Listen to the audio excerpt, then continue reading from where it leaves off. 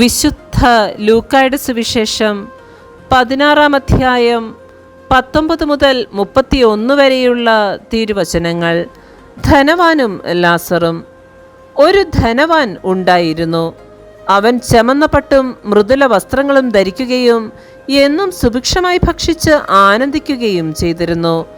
അവൻ്റെ പടിവാതിൽക്കൽ ലാസർ എന്നൊരു ദരിദ്രൻ കിടന്നിരുന്നു. അവൻ്റെ ശരീരം വ്രണങ്ങൾ കൊണ്ട് നിറഞ്ഞിരുന്നു. ധനവാന്റെ മേശയിൽ നിന്ന് വീണിരുന്നവ കൊണ്ട് വിശപ്പടക്കാൻ അവൻ ആഗ്രഹിച്ചു. നായ്ക്കൾ വന്ന് അവൻ്റെ വ്രണങ്ങൾ നക്കിയിരുന്നു. ആ ദരിദ്രൻ മരിച്ചു. ദൈവദൂതന്മാർ അവനെ അബ്രാഹത്തിൻ്റെ മടിയിലേക്ക് സംവഹിച്ചു. ആ ധനികനും മരിച്ച് അടക്കപ്പെട്ടു. അവൻ നരകത്തിൽ പീഡിപ്പിക്കപ്പെടുമ്പോൾ കണ്ണുകൾ ഉയർത്തി നോക്കി.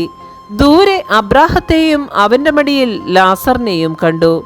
അവൻ വിളിച്ചു പറഞ്ഞു, പിതാവായ അബ്രാഹാമേ, എന്നിൽ കനിയണമേ. തൻ്റെ വിരൽത്തുമ്പ് വെള്ളത്തിൽ മുക്കി എൻ്റെ നാവ് തണുപ്പിക്കുവാനായി ലാസറിനെ അയക്കണമേ. ഞാൻ ഈ അഗ്നിജ്വാലകയിൽ കിടന്ന് യാതന അനുഭവിക്കുന്നു.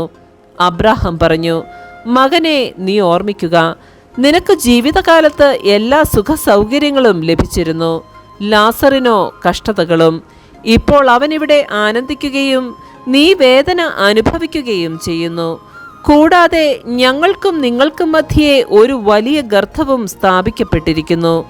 ഇവിടെ നിന്ന് നിങ്ങളുടെ അടുത്തേക്കോ അവിടെ നിന്ന് ഞങ്ങളുടെ അടുത്തേക്കോ വരാൻ ആഗ്രഹിക്കുന്നവർക്ക് അത് സാധിക്കുകയില്ല.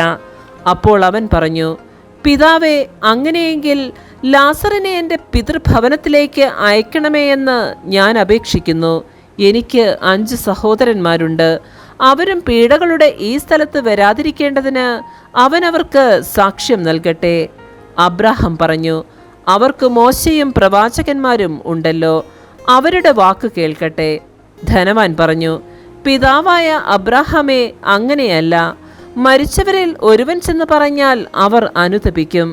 അബ്രാഹാം അവനോട് പറഞ്ഞു, മോശയും പ്രവാചകന്മാരും പറയുന്നത് അവർ കേൾക്കുന്നില്ലെങ്കിൽ മരിച്ചവരിൽ നിന്ന് ഒരുവൻ ഉയർത്താലും അവർക്ക് ബോധ്യമാവുകയില്ല. നമ്മുടെ കർത്താവായ മിശിഹായ്ക്ക് സ്തുതി.